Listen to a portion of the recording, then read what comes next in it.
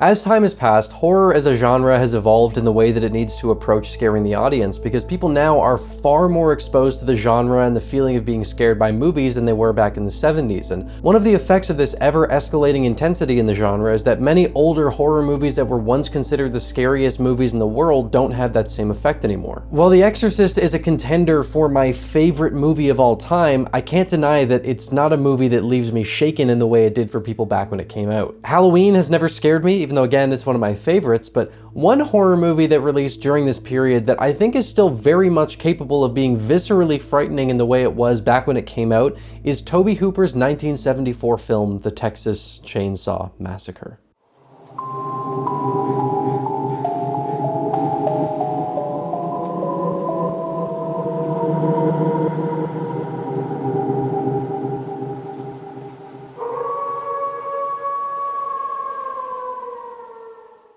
Good evening. My name's Evan and welcome to Rocklin Graves. The Texas Chainsaw Massacre is celebrating its 50th birthday this year. Happy birthday, buddy. Happy birthday, lad. It's the same movie, but cool cases. And I figured what better time to cover what I consider to be one of the most unnerving horror movies out there. In all honesty, the Texas Chainsaw Massacre as a franchise is one that I really don't care all that much about. There are fun movies in the series, don't get me wrong, and hell, I can even have a good time with some of the absolutely atrocious drivel that has come out with Leatherface, but in terms of movies that I really love, only that first film hits that mark for me. When the topic of horror movies that feel raw or visceral comes up, the Texas Chainsaw Massacre is usually the first movie that comes to mind for me, and it's a movie that I've been infatuated with since I was young because of how uniquely nightmarish it feels, like I'm being transported into this strange hellscape that I can't get out of. Which is also what it felt like for the cast and crew while filming, because this shoot was rough. The production was low budget and fast paced, with some very questionable decisions made in terms of what was asked of cast and crew and the way they were paid. Not to get into too much detail here, but essentially they were offered shares in Vortex Incorporated as a part of their pay, but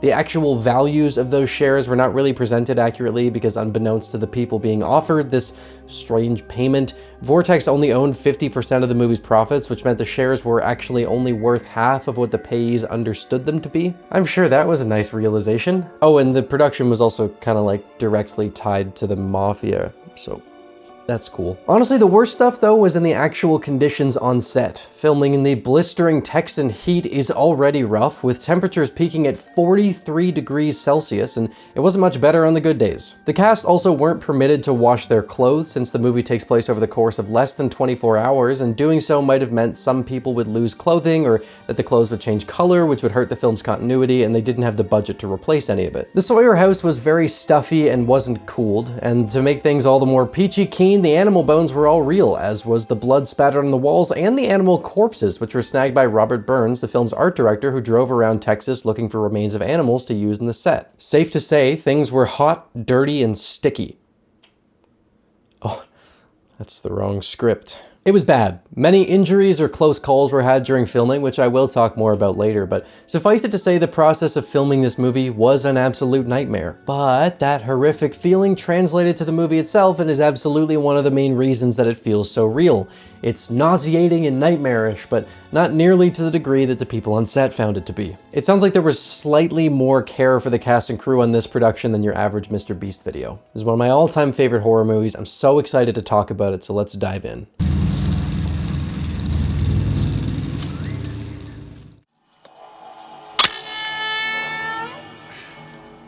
One of my favorite things to talk about with movies is the first impressions they make with their opening scenes, because those bookends can make a world of difference, even sometimes in spite of whatever happens between them. The Texas Chainsaw Massacre has what is easily one of the most memorable, effective, and unsettling openings to any horror movie, and it perfectly establishes the tone of what's to come, but also clarifies a lot of the underlying thematics of the story. First, we have the opening text crawl selling what you're about to watch as something based in reality, which in 1974 was surely a bone-chilling thing to read. The movie does take inspiration from real-world horrors, like some of what was found in the home of notorious Wisconsin serial killer Ed Gein, but the actual events of the movie aren't based in any reality beyond that. Well, this sort of thing has been employed cheaply by many movies in a lazy attempt to make it scarier by trying to convince you that what you're watching did actually happen and could happen again, and maybe to you.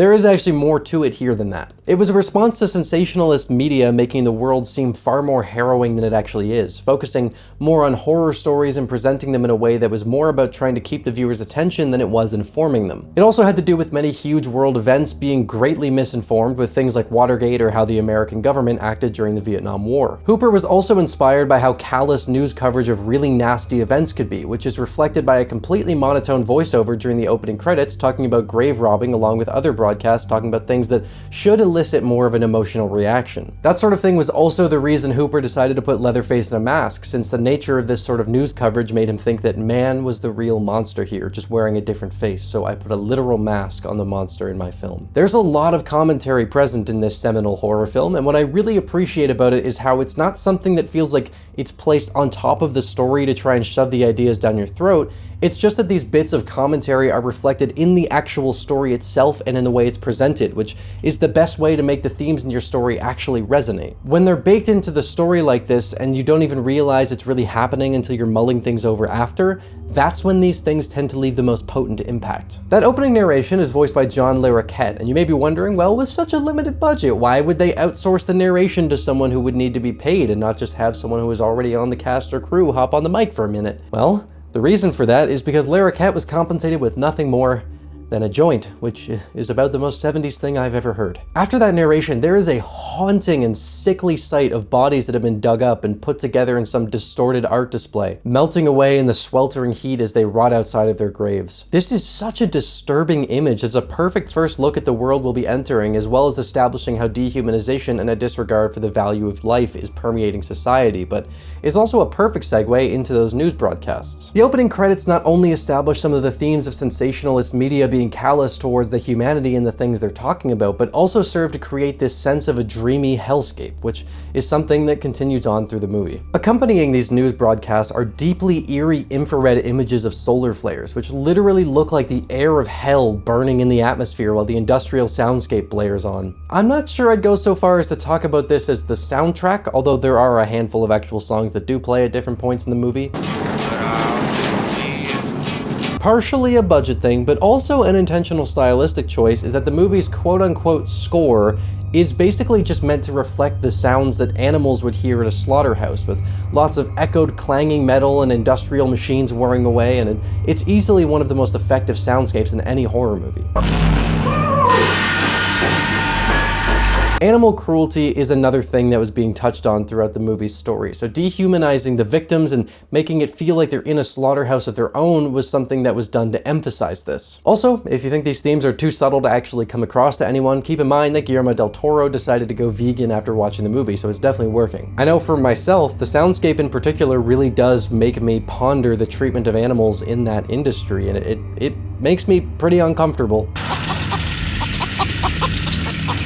It sounds so hellish, and when you realize that that probably is the kind of thing they're hearing all the time, it's disturbing, man. Those slaughterhouse sounds, the way people are treated like meat instead of humans, and the really upsetting shots of some of the animals on the farms and the descriptions of how some foods are made and how the animals are killed at the slaughterhouses all go a long way to making the points this movie was making. In terms of first impressions, I think that the Texas Chainsaw Massacre has some of the most effectively used first 5 minutes you can find, so perfectly setting up the movie's tone and themes in a really unsettling way that sucks you into the dreamy feel of the whole thing with the trippy imagery and nightmare-inducing soundscape. The Texas Chainsaw Massacre. Well, there's a lot to unpack with the movie's themes and how they're evoked through the events and presentation in the story. The actual narrative itself is very simple and straightforward. We've got a group of 5 youngsters heading out for a weekend away in a family-owned home that's been abandoned for a while, and they encounter a family of cannibalistic psychopaths who take them out one by one before the final girl escapes. Sounds pretty generic, but there are 2 important things to keep in mind here. One is that this movie came out in 1974, and at the time, it in fact wasn't a generic plot at all. Hell, this movie is one of the main reasons that plot line became so commonplace, so it's not like this is something lacking originality. It's that there have been so many things that tried to emulate it, but it did a shit job at it, that it can now seem like a bland premise for people seeing this movie for the first time. The other thing though is that the reason this movie works so well is all in the, for lack of a better word, execution. There is something so uniquely alluring about the way the Texas Chainsaw Massacre absorbs the viewer into the world following those really dense opening sequences as we get acquainted with the group of young would-be briskets we'll be following along through Russ McKamey's wet dream. How's that coming along for you, bud? We've got Jerry, the sarcastic hippie who looks like he was designed to have a beard but was too anti-establishment to let that happen. Kirk, the super chill cool dude who would rather die than do up the upper buttons of his shirt. Pam, the one who makes substantial life decisions based off of whether or not the stars remembered to take their antidepressants last week. Sally, the movie's resourceful final girl who probably only survived because of her brother Franklin acting the part of the Veggie Shield. Franklin himself is If I have any more fun today, I don't think I'm gonna be able to take it. I'm aware that a lot of people can't watch this movie solely because they find Franklin to be an existentially annoying character that sends their mental state into a downward spiral after 5 minutes, and he's definitely annoying, but I always just feel really bad for the dude every time I watch the movie. He is not one for reading the room, and will often go on and on about things that nobody else cares or wants to hear about, and then he'll pout and whine when things don't go the way he wants them to. I mean, they'd skin them sometimes even before they were even dead. But like, man, the dude's stuck in a wheelchair with a group of people having a grand old time while he struggles to so much as get into the house they're gonna be staying at, and then he hears their laughter upstairs roaring through the place like a phantom cackling at his misfortune. Just shut the fuck up! And so this is the duality of Franklin Hardesty, because I feel bad for the dude, and I'm also eternally grateful when Leatherface shows up and manages to finally shut him the hell up. Sally, I hear something. Stop! Stop! No, but truth is, I do genuinely feel more sympathy for him than I do annoyance, but I understand why some people find him to be a roadblock with this movie. He's like a child trapped in a man's body, sort of like a mirror of Leatherface himself. Paul Partain was actually so convincing in the role that the other actors on set wanted nothing to do with him between takes and actually really didn't like him until many years had passed. Anyway, there's an atmosphere to the build-up through this first act that is so oppressive and almost like a dark fairy tale. It's due to a number of things, the lack of music and unsettling soundscape being a huge contributing factor to this, but it's also just a byproduct of how raw the production itself was, and you can really feel that translate into the movie. It's documentary-like, feeling more like you're watching a hidden camera show of something really awful than just watching a slasher movie, which is a level of immersion that can be difficult to accomplish, but when so much of the discomfort of what's going on was actually felt by all of the cast and crew, it's impossible not to feel it as a viewer. The hitchhiker scene is a really great way of setting up some of the tensions in the local area, establishing how the new technology in slaughterhouses is far more efficient and thus has put some people out of jobs, Edwin Neal's character being one of them. That gun's no good. New way people put out of jobs. There's some more social commentary here about those layoffs, but also with the ethics of slaughterhouses in general, as the hitchhiker excitedly shows off pictures of the animals he killed, showing that while some of his frustration with the new technology is because he lost his job over it, there's also another layer to doing such directly brutal work every single day, and he clearly misses the violence of what he used to do. Put out of a job and robbed of an outlet for those urges, it takes nothing more than Franklin not wanting to buy his unsolicited Polaroid to have him grab a knife and start cutting whatever's within reach, that unfortunately being Franklin's arm. The whole scene feels extremely uneasy, with Neal giving an absolutely stellar and iconic performance as this giddy, childlike man who's lashing out with violence at a world that robbed him of his outlet for it. He's unpredictable and strange, but there isn't anything directly threatening about him for a while, which makes the build-up in the scene work really well. Carrying on from that, the fascination the hitchhiker's character showed with violence is passed on to Franklin in some fashion, with him focusing all of his thought on what just happened and absent-mindedly digging his knife into the interior of the car, showing how violence can be this cyclical thing passed on from one person to another. Hell, the hitchhiker even marks the van in blood with some strange symbol, which is conveniently missed from being cleaned off at the car wash they go to right afterwards that just so happens to be owned by who we later learn is the hitchhiker's brother. Does this actually mean anything? Considering Pam's interest in astrology, it's clear that on some level, supernatural concepts were in mind while making the movie, although I think it's much more likely that there are just some occult ties within the family itself than there are actually being anything supernatural going on here, as there aren't any other hints of that. The grave robbing and decorating with human remains is definitely in line with the occult, so this being something intentional is certainly on the table, although I think it's probably just a reflection of the increasing presence of occultism through the 70s, and maybe even just the hitchhiker himself being interested in that kind of thing, marking the group group with some symbol he learned about and thinking it'll do something. So the group arrives at the Hardesty family home, which in today's market would have a bloody bidding war pushing well over $1 million above asking price, but back in the 70s went for about a nickel. While some other locations in this movie still exist and have become huge tourist attractions, this house burned down just a little while after production. The Sawyer house was moved from its original location in Round Rock, Texas to Kingsland, Texas, and has been restored into a restaurant called Hooper's in homage to the film's director. From what I've gathered, whenever there's a group over 10 that come to eat, they have the staff observe which one is the clear tag-along that no one actually wanted to be there. Franklin. They take them out back since no one will notice they're gone, and they stay true to the roots of their establishment in serving the unwanted guest to the unwanters. So if you have a quote-unquote friend who you just can't shake, stop on over at Hooper's, they'll sort you right out. Hooper's. We'll cook your annoying friends for you. You just pick the sauce. The gas station is also a tourist attraction, converting into a whole weekend getaway with cabins and campsites, and they also happen to take whatever extra stock comes from the slower days at Hooper's. So even if you don't have any annoying friends yourself, you can still enjoy the sweet taste of the cooked flesh of someone who no one wanted around anyway. That's my favorite seasoning.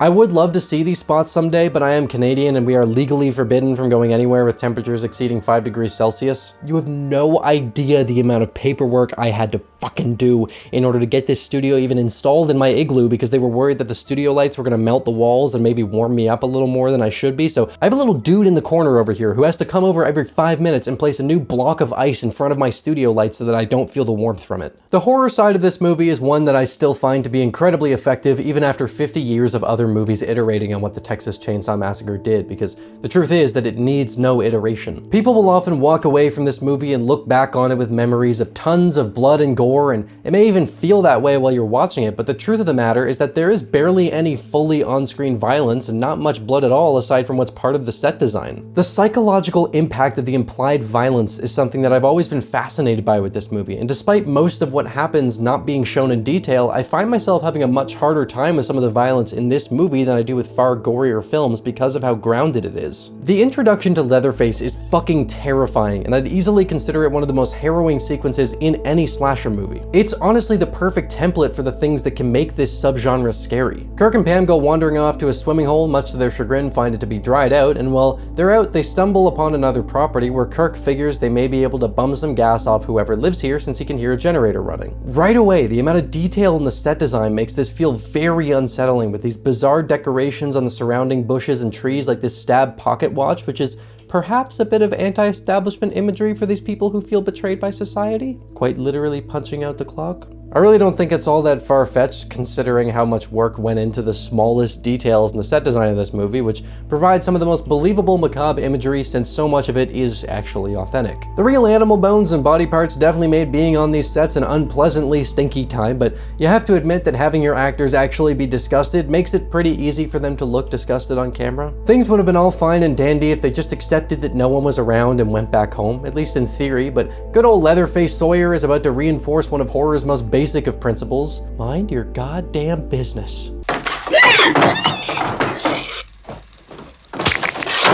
A jump scare that doesn't use an overly loud and irritating sound effect to emphasize the thing that's scarier when it's presented in the way it would feel in the moment, understanding that the image of this hulking man in a flesh mask wielding a hammer and screaming is already scary enough without needing the crutch of corny sound design to leave a lasting impact, thus maintaining the tension of the scene and allowing the inherent horror of this to remain strong? Nice. This is, of course, a huge transitional point in the movie, and I love how that's reflected by the fairy tale shift in cinematography with Pam approaching the house in a shot that looks straight out of a storybook. I absolutely love the visual style in this movie because it will bounce between this candid documentary look that feels like a hidden camera show and then occasionally throw in these elevated borderline fairy tale looking images that layer on that dreamlike feel and give these moments a really strange sense of surreality. When Pam reluctantly goes inside looking for Kirk, the macabre sets are on full display as she's hit in the face with the realization that she's in a horrifically nightmarish hellscape that's only emphasized when she's chased by Leatherface, and we get one of my favorite shots in all of horror. This has such a strong, candid feel with the afternoon sun bathing the side of the house in this bleached light, and seeing something so horrific in broad daylight like this adds another level of hopelessness onto the feeling that being grabbed like this would cause. Then there's just how close Pam gets to escape here, feeling the sun on her skin for the last time before she's sucked back into the grimy, dingy, and blood-soaked slaughterhouse. I've always been obsessed with the feeling evoked by this shot in particular, and I think in a lot of ways it encapsulates the candid horror that I find so appealing with this movie. Her getting hung on the meat hook is also one of few moments in any movie that I've seen as many times as I've seen this one that still manages to make me cringe every single time, and I think a lot of that is thanks to Terry McMinn's absolutely haunting reaction she gives. That screech, I mean, it feels like someone just utterly overwhelmed and shocked by how much pain they're in, and it makes an already horrifying scene even more so. This entire sequence is horror perfection, feeling so grimy and nasty and harrowing and believable in all the right ways. Feeling trapped in this dark and grimy room while Pam is hanging on the meat hook and watching Kirk get sawed up by Leatherface while the chainsaw screams through the room is absolute nightmare material, and I love how it's such a sudden shift from the bright sunny day they were enjoying that was flipped on its head in just a matter of minutes. You can almost hear Pam's head spinning around and trying to grapple with what the hell just happened, and it's such an impactful way to introduce Leatherface, who, for my money, is the most misunderstood and underutilized slasher killer within their own franchise. Unlike Michael or Jason, Leatherface doesn't hunt people down and kill them for the thrill of it or out of nowhere. His kills are all a result of sheer panic at the sight of seeing strangers. At his core, Leatherface is a frightened child who's bossed around and abused by his family, which is the biggest thing that sets him apart from killers like Michael and Jason, and it's also the thing that's been left behind in this franchise, which instead has decided to treat him like any other slasher villain, stripping away the biggest thing that makes him so unique. There's a fantastic scene a while later when Jerry comes looking for Pam and Kirk and finds her in the freezer, whose sudden noise alerts Leatherface to Jerry being here, and he shrieks in panic again and takes Jerry out, going on to then juddering around trying to see if there's anyone else lurking in the room or outside of the house that he missed. You can see how physically frightened he is of more people possibly being around, but there's also this really great detail that I love where it looks like he's also kind of scared of his own reaction to this. Like he's killing out of panic and then feeling guilty like a dog who accidentally nipped at his owner when he got startled. That sort of thing is what I've always found makes Leatherface such an interesting character, and it's one of the biggest reasons why none of the sequels really work for me. To prepare for the role, Gunnar Hansen visited a mental hospital and tried to take inspiration from some of the patients there, which you can really see in the performance. He wears 3 different masks throughout the movie, each one suiting a different purpose to fill in for the personality that Leatherface himself is lacking, like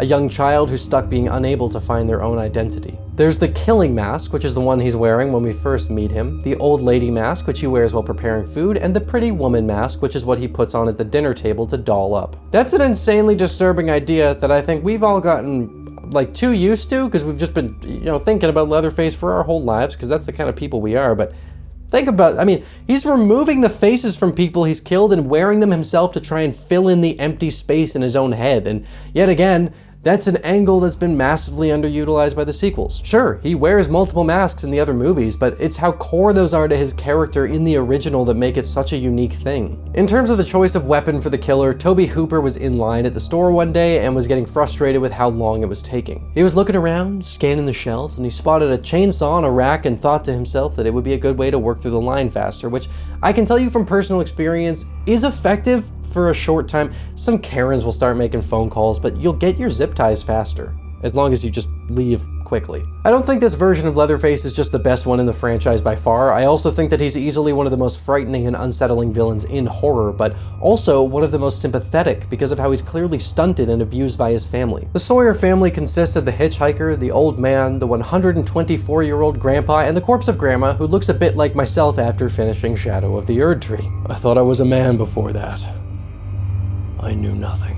In the sequel, these characters would get actual names, with Leatherface being Bubba, the hitchhiker being Nubbins, and the old man being Drayton. So aside from Leatherface, I'll refer to them by those given names just for the sake of simplicity. I just want to refer to Leatherface as such because it's a little more fun than Bubba. Despite the apparent age gaps between Drayton, Nubbins, and Leatherface, they're actually all brothers as stated by Tobe Hooper himself, and their dynamic adds such a disoriented and scattered feel to the third act of the movie, which I'll get to in just a moment. Sally and Franklin go off in search of the rest of the group after nightfall, and I thank God every day that the production didn't have enough money to fully light the nighttime scenes, because that forced them to focus what they did have solely on the actors, making them seem like they're cut off in this eerie black limbo. The deep blue lighting gives it a really dreamy, otherworldly feel, and the sequence where they're wandering through the woods looking for any sign of their missing friends is one of the most unsafe feeling scenes in the movie as they wander through the pitch black with nothing but the weak flashlight providing sight for them. There's the steady hum of the soundscape whirring in the background as their footsteps crunch along, feeling 10 times louder than they normally would as your ears become acutely aware of every single sound, trying to keep a lookout for any sign of the horror that we know is coming, and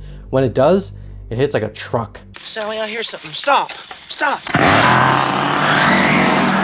This chase scene goes on for a long while, but I never find that it drags on because of that constant, unrelenting sense of surreal dread and the brain-melting onslaught of screams in the chainsaw motor. I've realized something about myself within the last 2 years or so, and that's that I more often than not find chase scenes in horror to be boring, because it's usually just a bunch of runtime padding where nothing of substance is going on and it's just a way to extend things out until the kill ultimately comes. That's not always the case, of course, but I've fully accepted that chase sequences are something that can drain me very quickly and can make it difficult for me to stay engaged, so when there's a good chase scene, it really stands out to me. What makes this one work is that haunting, manic atmosphere and how real it feels, trapping you right there in the forest with Sally as she tries to escape from this horror. It goes on for quite a while, but it doesn't feel at all like padding. It feels like an emphasis of the movie's tone that's dizzying and unsettling in all the ways I want it to be. Sally thinks that she's found safety when she stumbles into Drayton's gas station again, but of course we know that this isn't going to go the way she's hoping it will, and she's brought back to the house for the dinner scene, which is one of the most iconic and recognizable sequences in the genre. It's just absolute, pure, unadulterated, unfiltered, visceral terror, making you feel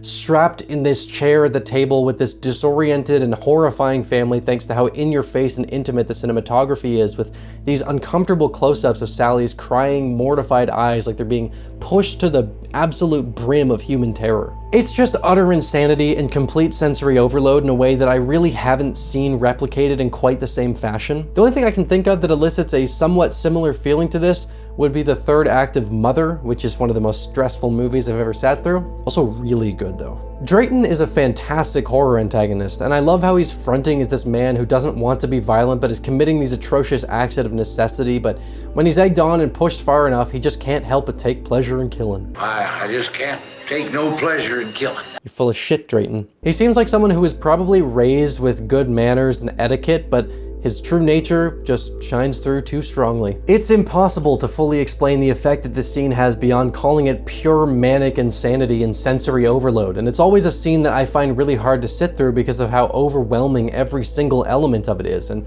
it's yet another moment that translates that way because of the state the cast and crew were in at the time. They were at the end of a grueling shoot, wearing clothes that hadn't been washed and trapped in an unventilated house filled with decomposing animal parts in the Texan heat, and it feels like even the cameraman himself was in the middle of a full mental breakdown. I'd be remiss, of course, not to mention the cinematographer Daniel C. Pearl by name, since his work on this film is one of the reasons that it works as well as it does, and it was also really cool to see him come back to do the remake 30 years later. During the scene when the family decides that Grandpa is well overdue for a little suckle of Sally's blood, they couldn't get the tube to pump blood properly, so they just decided to go full method actor and actually cut Marilyn Burns' finger for real, which definitely adds a whole other layer of authenticity to the sequence. Safety really wasn't the first priority during this shoot, as a hammer actually was dropped very close to Marilyn's head multiple times while they did takes of Grandpa trying to whack her with it. This was undoubtedly a terrible set to be on for everyone, but the results speak for themselves. That being said,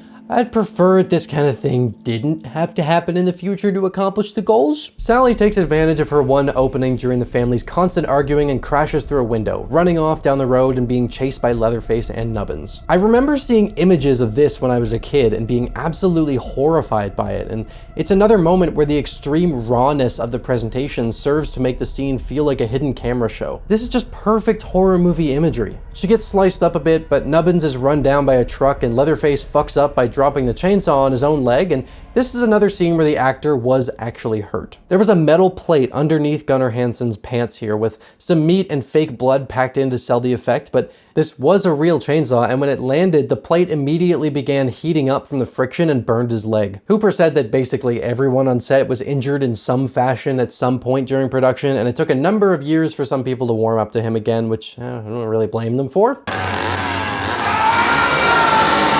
Also, where's this guy going? Where the hell is he after these 50 years? You think he's still running down that road? Legend has it, if you walk down a Texan back road at 3 a.m. and say, "Leatherface is coming for me, Leatherface is coming for me" 3 times, he'll show up, running towards you from the distance, and then vanish before he gets close. Sally hitches a ride with a passerby and drives off into the sunrise, coated in blood and cackling maniacally in a fresh psychotic break after witnessing a nightmare on Earth that will forever haunt her.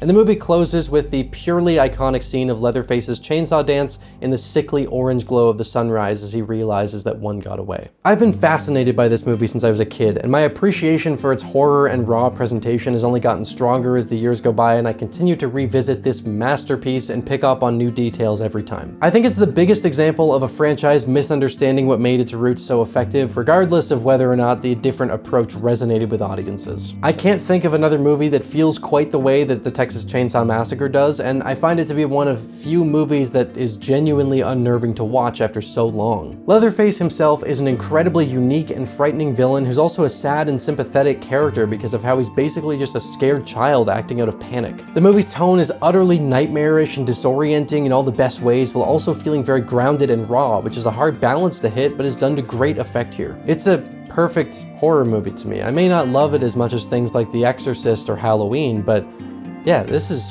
perfect. And I'm extremely glad to have finally gotten to gush about all the reasons I feel that way about it. Thanks for watching through to the end. I hope you enjoyed the video enough that you want to see more, and if that's the case, consider subscribing and hitting the notification bell because YouTube can sometimes suck at recommending channels. A huge thank you to my wonderful Patreon supporters and YouTube channel members who are a massive help in allowing me to continue committing as much time as I can to making these videos. If you want to gain access to things like behind the scenes material or gain early access to my videos, consider supporting me on either platform. As always, thank you for stopping by Rocklin Graves. I hope you've enjoyed your stay.